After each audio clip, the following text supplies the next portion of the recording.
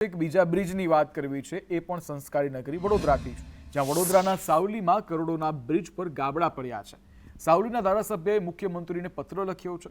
કેતનભાઈ ઇનામદારે મુખ્યમંત્રીને પત્ર લખ્યો છે કે અધિકારી અને કોન્ટ્રાક્ટર સામે કાર્યવાહી કરવામાં આવે। બ્રિજમાં ભ્રષ્ટાચાર મામલે વિજિલન્સ તપાસની માંગ કરાઈ છે। પંકજકુમાર પટેલ નામના કોન્ટ્રાક્ટરે આ બ્રિજ બનાવ્યો છે, જ્યારે 24 કરોડના ખર્ચે આ બ્રિજ બનાવવામાં આવ્યો છે। લોકાર્પણ વગર બ્રિજ ચાલુ કરી દેવામાં આવે છે અને આ નવા બ્રિજમાં ખાડા પડી ગયા છે। આ 100 વર્ષ જૂના બ્રિજમાં ખાડા પડે તો આપણે સમજી શકીએ છીએ, પણ આ 24 કરોડના ખર્ચે જે વસ્તુ ઊભી થયેલી છે, પૈસા સરકારના નથી, પૈસા અમારા છે।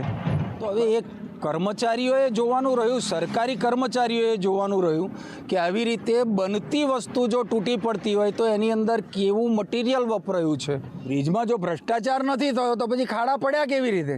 24 કરોડ રૂપિયામાં તો શું ના બને?